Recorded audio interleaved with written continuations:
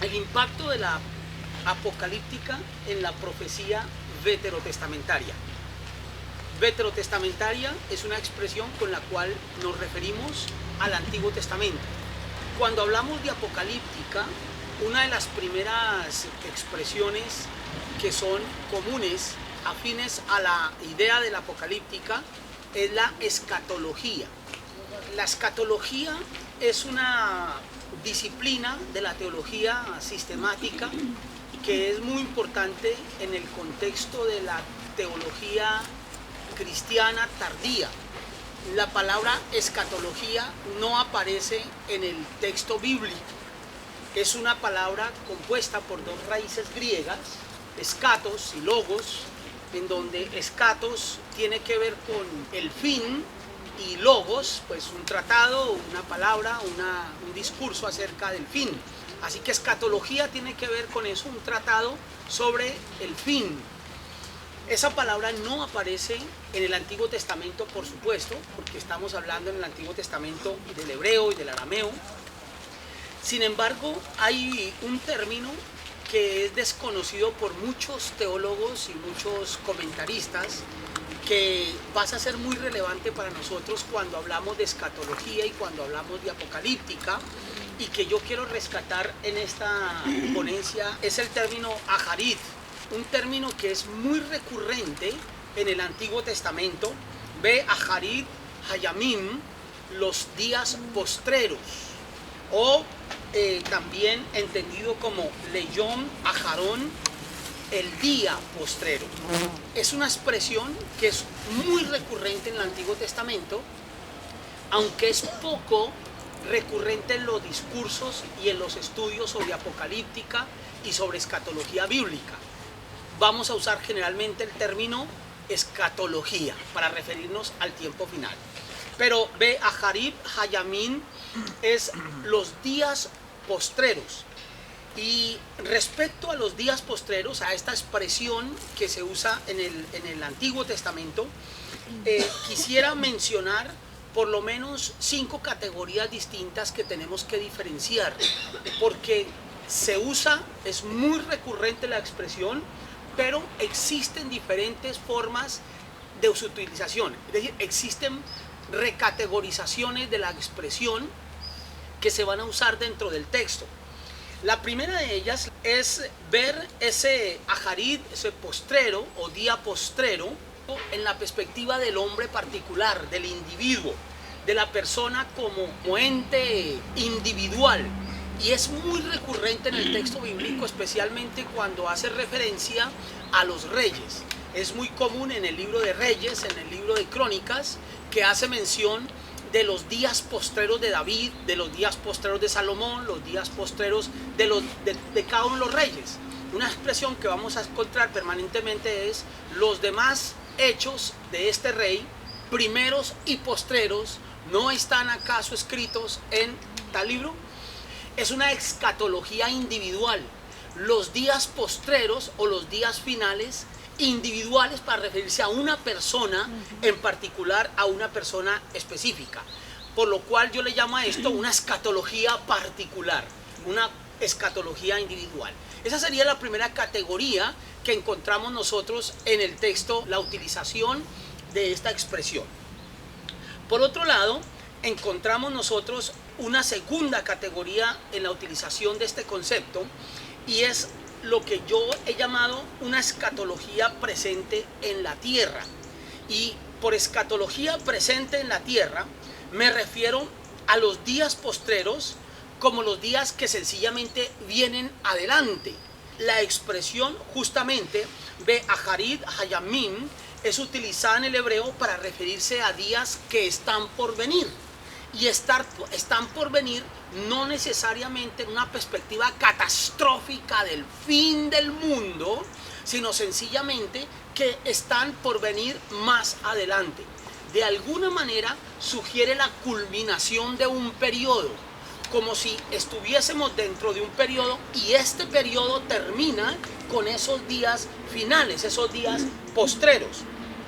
Es una expresión que también la vamos a encontrar permanentemente, y quisiera mencionar algunos casos, especialmente en la Torá, y en los libros históricos que forman parte de los profetas anteriores en la clasificación de los libros en la tradición hebrea. Por ejemplo, el caso de Deuteronomio en capítulo 31, versículo 9, cuando dice: porque yo sé que después de mi muerte ciertamente os corromperéis y os apartaréis del camino que os he mandado, y que os ha de venir mal en los postreros días, por haber hecho mal ante los ojos del Señor, enojándole con la obra de vuestras manos. Aquí no se refiere a una escatología del fin del mundo, pero se refiere al fin de un periodo, de un momento específico en el pueblo de Israel. Lo va a mencionar en varios casos en la Torá. Sin embargo, quisiera mencionar también un texto, por ejemplo, en el libro de Números, cuando advierte: he aquí, yo me voy ahora a mi pueblo, por tanto ven, te indicaré lo que este pueblo ha de hacer a tu pueblo en los días postreros. Entonces, una vez más mostrándose aquí ese concepto escatológico como el fin de un periodo, pero es una escatología que está presente en la tierra, en los mismos días de acontecimientos de la tierra. Esto es entonces ejemplos de lo que menciono como una segunda categoría del concepto escatológico, y es esa escatología que está presente en la tierra. Hay una tercera categoría de ese concepto escatológico, o del Leyón Ajarón. Es una categoría interesante porque mezcla de alguna forma las dos categorías anteriores, es decir, la del individuo, la de la persona como sola, pero también la de una escatología presente que le da fin a un periodo específico. Y lo tenemos el caso en esta oportunidad. Esta categoría es una categoría que aplica expresamente al rey David. Cuando David se le ocurre hacer el templo, lo plantea el profeta Natán, que inicialmente Natán le da el aval, pero después recapacita por una serie de circunstancias. El profeta regresa a donde David y le advierte: no, tú no me vas a hacer casa, sino que el Señor ha dicho: yo, el Señor, te voy a hacer casa a ti y haré que tu casa sea perpetua. ¿Sí? Es el primer momento en donde podemos encontrar en el texto bíblico ahora una perspectiva hacia el futuro de una persona o de una familia. Entonces ahora la casa de David empieza a tomar una connotación futurista. No solamente tú, David, pero tu familia será establecida en mi trono. Y se empieza ahora a mirar allá. Entonces es una escatología, se mezclan las dos categorías anteriores, donde una escatología particular, David, pero también una escatología presente en la tierra, donde tú y a lo futuro tu familia será la que tendrá la corona sobre mi pueblo. Una cuarta categoría del postrero, del tiempo que está por venir, ya la vamos a encontrar a partir quizá del siglo VIII antes de Cristo. En el siglo VIII se da un fenómeno que la mayoría aquí conocen muy bien, y es una descomposición social, un problema social, una crisis social que se da al interior del pueblo de Israel, no solamente con el tema de la división del reino, que ya viene desde tiempo atrás, desde mediados del siglo X, y podríamos pensar en el siglo VIII como que se llega a ese clímax de la crisis de una manera muy fuerte. ¿Qué va a ocurrir en ese momento? Justamente en ese momento, el siglo VIII, es cuando van a aparecer los grandes profetas que conoceremos nosotros como los profetas posteriores, conocidos así también en la tradición hebrea, que van a comenzar con el profeta Amós, un par de discusiones con algunos otros profetas, que no quiero entrar en ese tema ahora, pero con claridad, digamos, ubicaríamos a Amós a mediados del siglo VIII, quizás 760 antes de Cristo, y que se va a extender hasta Malaquías, sobre mediados del siglo V. Entonces, esta profecía, que es la que vamos a llamar propiamente la profecía veterotestamentaria, es la profecía que surge justamente en ese momento que se ha dado la gran crisis, la gran descomposición social. Y entonces aparece una nueva categoría escatológica, y es una escatología que mira hacia adelante, hacia un futuro, quizá pronto, quizá cercano, quizá mediático, pero quizá también un poco lejano. Pero ya el problema aquí no es del tiempo, sino que gira en torno básicamente a la salvación. Por lo cual a esa categoría yo le he llamado la salvación como anhelo escatológico, donde gracias a esa gran crisis que se va a vivir, se empieza a pensar en términos ahora sí de la salvación, cosa que no pasaba antes, y ahora ya entra esa idea de la salvación. Y se van a relacionar en los discursos de los distintos profetas con la salvación, liberación y salvación, perdón y salvación, paz y salvación, seguridad y salvación, y por supuesto la que no puede faltar, que es la más importante de todo esto, justicia y salvación.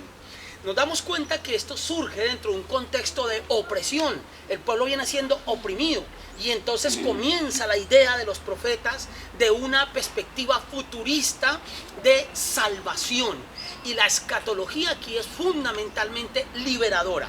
Por lo tanto, la escatología pasa a ser aquí una categoría que pretende mostrar de opresión a la liberación. Esa escatología profética es una escatología que se da en tres momentos importantes, y es el preexilio, el exilio y el posexilio, que es justamente los tres momentos donde aparece la profecía, como clasificamos a los profetas veterotestamentarios, los profetas posteriores, que los clasificamos dentro de esos tres periodos, que son fundamentalmente donde se da la idea de la profecía. Esa escatología profética entonces comienza a insertar la idea del futuro, pero también comienza a insertar ahora la idea del final, de tal suerte que en esta escatología profética veterotestamentaria vamos a encontrar entonces los símbolos de la escatología. La escatología ahora se va a identificar por símbolos. Surgen los símbolos son fundamentales y aparecen cuatro grandes símbolos que tenemos que mencionar y que son básicamente en torno a los cuales va a girar todo ese pensamiento apocalíptico y escatológico. Primero, un día. Segundo, una persona. Tercero, un lugar. Y cuarto, un propósito. Entonces, la escatología ahora gira en torno a estos cuatro grandes conceptos para el pensamiento judío y para el pensamiento, por supuesto, de los profetas. Un día, Hayom, el día. ¿Cuál es el día? Yom Yahvé, el día del Señor. Una persona, Hamashiach, el Mesías. Que aquí es importante dejar claro que en ningún momento en el pensamiento de los profetas está Jesucristo. La idea de Jesucristo en la lectura que se va a hacer posterior en el contexto cristiano, la asimilación del concepto del Mesías del que se venía hablando, y entonces el pueblo va a ver en Jesús ese Mesías que se esperaba. Pero el profeta veterotestamentario está pensando en función de Mashiach el ungido, dentro de esa línea que mencionábamos de opresión-liberación. Sencillamente la persona que nos libera de la opresión sobre la cual estamos siendo sometidos. El Mesías como segundo símbolo. Un tercer símbolo, el lugar, Sión. Sión pasa a ser entonces básico, fundamental en la perspectiva de la comprensión escatológica, en donde las miradas ahora vienen hacia Sión. Sión es el que concentra las miradas, el que concentra los discursos, y los profetas empiezan a mirar hacia Sión como un lugar representativo dentro de esa perspectiva escatológica, dentro de esa perspectiva de lo que está para acontecer en los tiempos postreros o en los tiempos futuros. Y un propósito, el cuarto símbolo, el juicio. El juicio que va a girar en torno a dos conceptos fundamentales: Mishpat y Tzedakah, justicia y derecho. Los dos elementos, los dos conceptos que se vienen relacionando o se vienen trabajando desde tiempos antes de la profecía veterotestamentaria, lo vamos a encontrar presente incluso en los relatos que mencionan a Abraham y su oración, su intercesión por Sodoma y Gomorra, en donde justamente de lo que carece Sodoma y Gomorra es de estas dos cosas: justicia y derecho. Entonces justicia y derecho es el gran propósito de esa idea escatológica. Entonces ahora aparece ese concepto de una idea escatológica que va a girar en torno a ese día especial, el día del Señor, en donde el Mesías va a tener un papel fundamental dentro de un lugar muy concreto, muy definido y con un propósito muy claro, y es traer la justicia y el derecho del que estamos careciendo en este momento. Es entonces el momento cuando hablamos de símbolos para hacer un pequeño corte aquí, o tal vez un gran corte aquí, y regresar al principio de los relatos bíblicos para tomar algo que va a ser muy importante y finalmente vamos a empatar con esto que hemos mencionado hasta el momento. Cuando hablamos de símbolos, entonces quisiera devolverme ahora e irme a la utilización de los símbolos dentro de la idea apocalíptica y dentro de la idea escatológica. Y quisiera comenzar por el primer símbolo que vamos a encontrar en el texto bíblico, y es la numerología, la utilización de los números. Los números en la perspectiva bíblica, en la escatología y en la apocalíptica. Y como bien sabemos, los números son supremamente importantes. Los números los encontramos por primera vez en el texto bíblico desde el relato de la creación, cuando aparecen los días. Y en el primer día Dios hizo, en el segundo día, o podríamos, como dice el texto bíblico, fue la tarde y la mañana el día primero, y fue la tarde y la mañana el día segundo. Aparecen aquí los números, pero tenemos que tener supremamente claro que los números aquí no aparecen con perspectivas ni escatológicas ni apocalípticas. ¿Cuál es la gran diferencia? La gran diferencia es que los números aquí son sencillamente para contar, pero en sí mismo no encontramos una proporción. Es el día primero, el día segundo, que no nos hablan de proporcionalidad, sino que nos hablan más bien de procesualidad. Estamos hablando de procesos y no estamos hablando de proporciones. Entonces allí aparecen los números, pero no podemos por ello decir que esos números tienen una perspectiva escatológica o futurista o apocalíptica.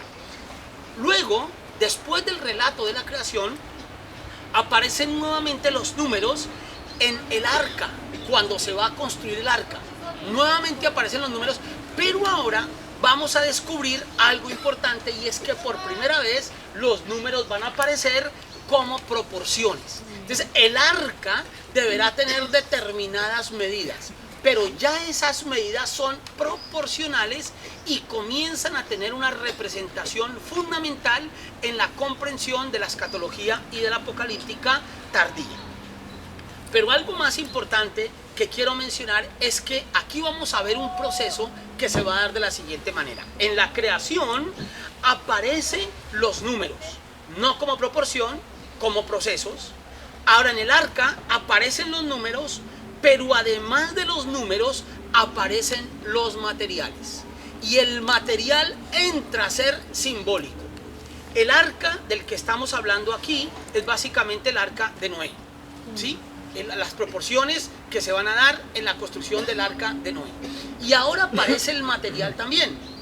Pero algo interesante, ahora tenemos números y tenemos el material. El material es la madera. Pero aquí el material no es representativo como símbolo. El material sencillamente es obvio porque es una barca que debe protegerse del agua, de la inclemencia, de la tempestad. Entonces es una madera especial para proteger de esa situación. Entonces ahora sí los números están como proporción, pero el material no es simbólico en esa perspectiva. Viene un tercer momento y es el tabernáculo.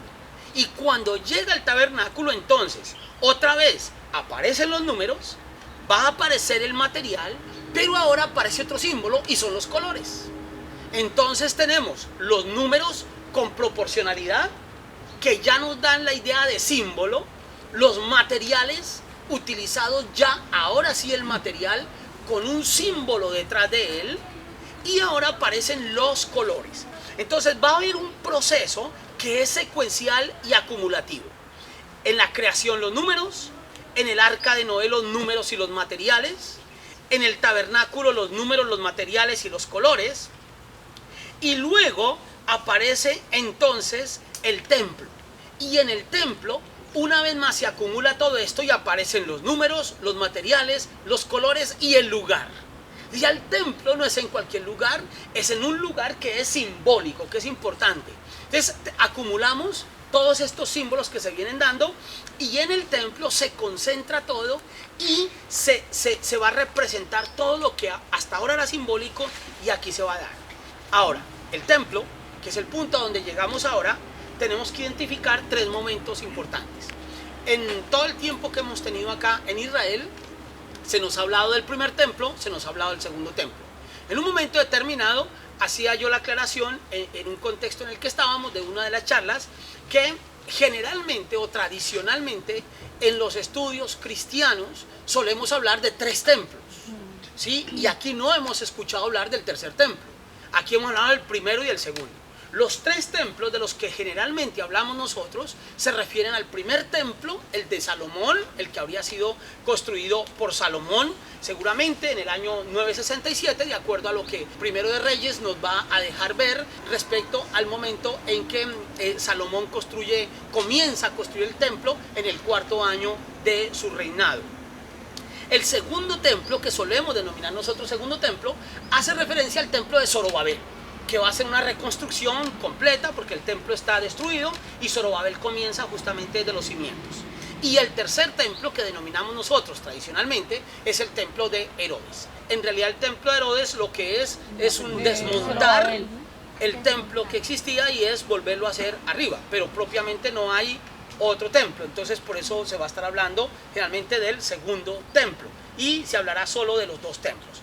Pero quisiera yo mencionar los tres ahora, porque sí es importante en la profecía veterotestamentaria el concepto de ese templo de Zorobabel como algo fundamental en esa comprensión escatológica y apocalíptica, porque Zorobabel es contemporáneo con Zacarías. Y Zacarías evidentemente va a tener una comprensión apocalíptica de figuras, de imágenes, de acontecimientos extraños que va a estar mencionando. Así que tenemos esos tres templos.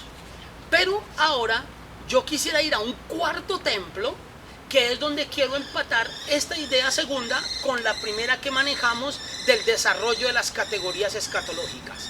En un primer momento hablamos de esas distintas categorías escatológicas que se fueron sumando. Ahora hablamos del desarrollo, del avance del concepto de los números, de los símbolos, de los materiales, de los colores y del lugar hasta llegar al templo. Y el cuarto templo que tenemos que mencionar, o que debo mencionar, que es donde quiero sencillamente centrarme para plantear la idea que hacia dónde vamos, es el templo de Ezequiel. Ezequiel nos da la idea de un templo. Es una visión, es un templo abstracto en el sentido en que no es un templo material a construirse aquí en la tierra. Ciertamente Ezequiel hace mención de medidas concretas, de materiales concretos, de colores concretos, de lugar concreto. Ezequiel retoma todos los elementos anteriores, solo que no se refiere a un templo material aquí en la tierra, pero es otra vez un templo escatológico, donde va a hablar de una Jerusalén distinta a la conocida, un templo distinto al conocido y un templo que va a recoger todas las ideas anteriores, pero ahora sí, para Ezequiel, una idea escatológica, una idea del día postrero, una idea del Be-Hasharit Hayamim.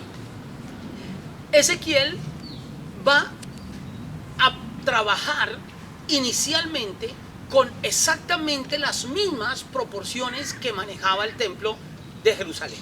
El templo giró fundamentalmente en torno a las medidas de 60 de longitud, 60 codos de longitud, 20 codos de frente, 30 codos de altura, que es la medida inicial, la proporción inicial que se va a manejar desde el diseño inicial, y Ezequiel conserva las proporciones. Ezequiel describe las columnas, los diámetros, girando todo en torno a las proporciones y utilizando recurrentemente el número 6. 6 codos, una vara que mide 6 codos. Si miramos mide 60 de profundidad, mide 20 de frente, en donde 20 es sencillamente la tercera parte de los 60, 30 de altura, que es la mitad de la profundidad, y va a empezar a manejar siempre esta proporcionalidad. Las columnas van a estar repartidas siempre en múltiplos que juegan con el número 6, con la dimensión de los 60. Y allí va a estar Ezequiel dando la definición de ese templo postrero, ese templo del fin de los tiempos, ese templo escatológico. Entonces, volvamos ahora por un momento a la idea que estábamos planteando desde el principio.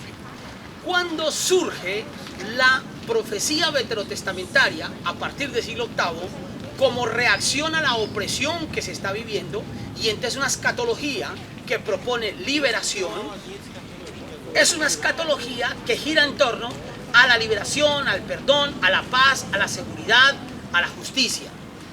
Pero cuando llegamos al templo, a la escatología propuesta por Ezequiel, lo que vamos a descubrir fundamentalmente es que el templo escatológico de Ezequiel desconoce los elementos que esa otra profecía estaba mencionando, y para Ezequiel fundamentalmente existe un problema grande y hay un propósito fundamental en la construcción o en el concepto, en el sueño de este templo final, y es el problema de la santidad. Para Ezequiel el problema ya no es justicia, para Ezequiel el problema ahora fundamentalmente es profanación. Ezequiel va a desarrollar su profecía y su idea desde sus primeros oráculos, cuando él tiene una gran visión, y en visión, estando Ezequiel en el exilio, Ezequiel viaja hasta Jerusalén, y en visión a Ezequiel se le permite entrar al templo, y cuando Ezequiel penetra en el templo, lo que descubre es la gran corrupción, la gran contaminación que hay dentro del templo. Y la gran angustia de Ezequiel es ver cómo el pueblo se ha contaminado, pero el sacerdocio se ha contaminado también. Para él ahora todo está completamente contaminado. Y es necesaria entonces la creación o la visión, la perspectiva escatológica de un templo posterior, en donde fundamentalmente, versículo 20 del capítulo 42, Ezequiel dice: a los 4 lados lo midió, tenía un muro alrededor de 500 cañas de longitud y 500 cañas de ancho, para hacer separación entre el santuario y el lugar profano.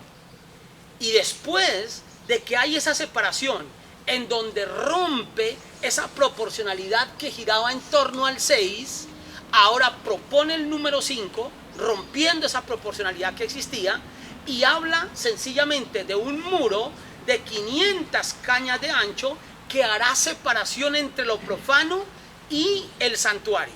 Y una vez que hay la separación entre lo profano y el santuario, aparece en el capítulo 43 la gloria del Señor, que entra en el templo y toma su lugar en el templo.